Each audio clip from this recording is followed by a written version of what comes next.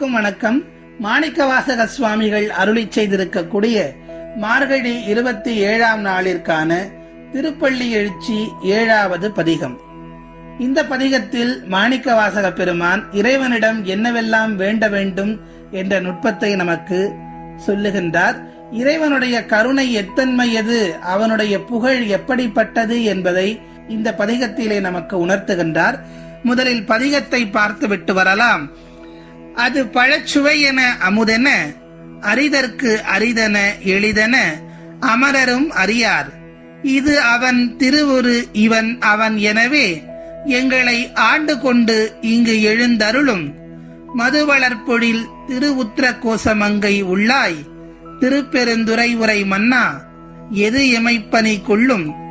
ஆறு அது கேட்போம், எம்பெருமான் பள்ளி எழுந்தருளாயே என்பது மணிவாசக பெருமான் அருளி செய்திருக்கக்கூடிய திருப்பள்ளி எழுச்சி 7வது பதிகம். எப்போதும் போல வரிக்கு வரியான விளக்கத்தை பார்க்கலாம். அது பழச்சுவை என அமுதென, அரிதற்கு அரிதன எளிதன, அமரரும் அறியார். இறைவனுடைய திருநாமம் இருக்கிறதே, திருவடி இருக்கிறதே, திருவருள் இருக்கிறதே, அது எப்படிப்பட்டது என்றால் பழம் போல சுவைக்கிறது. ஒரு பழத்தினுடைய சுவை எப்படி இருக்குமோ அதுபோல அவனுடைய திருநாமம் இனிக்கிறது என்று சொல்லுகின்றார். பழம் போல் மட்டுமா என்ன? இல்லை இல்லை, அடுத்த வரிகளில் சொல்லுகின்றார்.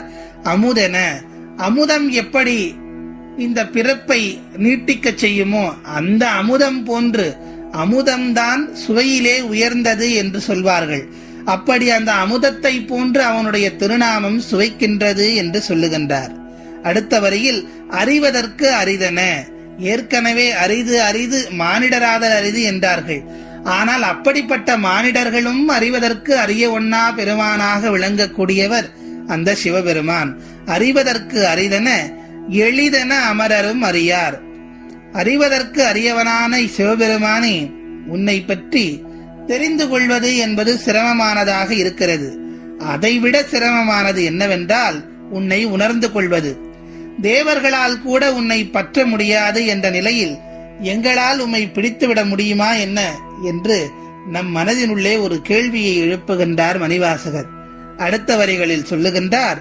இது அவன் திருவுரு இவன் அவன் எனவே, எங்களை ஆண்டு கொண்டு இங்கு எழுந்து அருளும். இறைவனுடைய திருவடிவம் என்பது எது? இதுதான் அவனுடைய திருவடிவமா?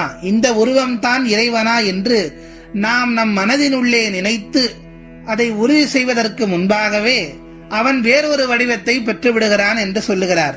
அப்படி பல ரூபங்களாக பல வடிவங்களாக காட்சி அளிக்கக்கூடியவன்.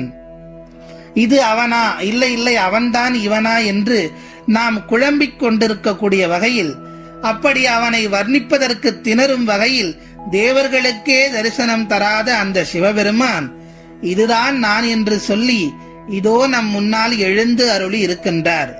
அடுத்த வரிகளில் சொல்லுகின்றார். மது வளர்பொழில் திரு உத்திர கோசமங்கை உள்ளாய், திருப்பெரும் துறை உரை மன்னா. தேன் சிந்தக்கூடிய மலர்களை, மது வளர்பொழில் என்றால் தேன் சிந்தக்கூடிய மலர்களை கொண்ட சோலைகள் நிறைந்திருக்கக்கூடிய திரு உத்திர கோசமங்கையிலே எழுந்த அருள் புரியக்கூடிய சிவபெருமானே, இத்தனை நாட்களாக திருப்பெருந்துறை என்னும் ஆலயத்தை பற்றி சொன்ன மணிவாசகர் இந்த பதிகத்தில் திரு உத்திரகோசமங்கை என்னும் புண்ணிய தலத்தை பற்றியும் சொல்லுகின்றார். அடுத்தது திருப்பெருந்துறை மன்னா என்று சொல்லுகின்றார். இப்படி திரு உத்திரகோசமங்கையில் எழுந்தருளி இருக்கக்கூடிய சிவபெருமானே, திருப்பெருந்துறையிலே ஆத்மநாத சுவாமியாக விளங்கக்கூடிய எம் மன்னனே, தலைவனே, எது எமைப்பனி கொள்ளும். ஆறு அது கேட்போம், எம்பெருமான் பள்ளி எழுந்தருளாயே. உம்மிடம் நாங்கள் என்ன கேட்க வேண்டும் என்று எங்களுக்கு தோன்றவில்லை.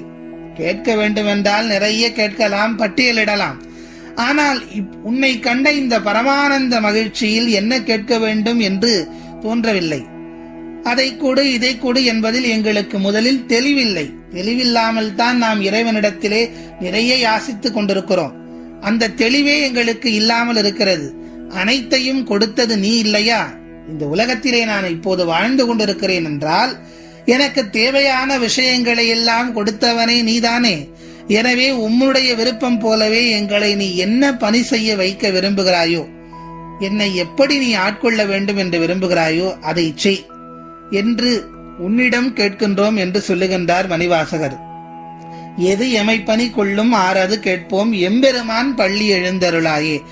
ஆகவே அதை செய் என்றே உன்னிடம் நாங்கள் கேட்கின்றோம். நீ என்ன பணி செய்ய வைக்க வேண்டும் என்று விரும்புகிறாயோ அதையே எங்களை செய்யவை. சிவபெருமானே, எம்பொருட்டு நீ பள்ளி எழுந்தருள்வாயே என்று சொல்லுகின்றார் மணிவாசகர்.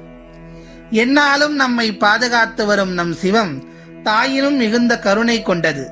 சகல ஆபத்துகளிலிருந்தும் நம்மை மீட்டெடுக்கும் அந்த கருணை தெய்வத்துக்கு தெரியாதா நமக்கு எது தேவை எது தேவையில்லை என்று? எனவே அமைதியாக இருப்போம். நாம் என்ன பணி செய்து ஈசனை வழிபட எண்ணுகிறோமோ அதையே ஈசன் நமக்கு அளிப்பான் என்று நம்பிக்கை கொள்ள வேண்டும். எல்லாமுமாகி நிற்கும் ஈசன் நமக்கு எப்போதும் நன்மையையே அளிப்பான். எனவே இது வேண்டும் அது வேண்டும் என்று நமக்கு எல்லாம் தெரிந்தது போல் வேண்டுவதை விடவும், எம்மை படைத்த தாயாகிய உமக்கு எம்மை விட எம்மை பற்றி நன்றாக தெரியும் என்பதால் எமக்கு என்ன தேவையோ எது விருப்பமோ அந்த பணியை செய்ய அருள் செய் என்று வேண்டிக் கொள்வோம். அதுவே சிறந்தது. ஒருவேளை நாம் வேண்டுவதை விடவும் ஐயன் மேலாக செய்யலாம், நிச்சயம் மேலாக செய்வார் என்பதை சொல்லி மீண்டும் நாளைய திருப்பள்ளி எழுச்சி பாடலில் உங்கள் அனைவரையும் சந்திக்கிறேன். நன்றி.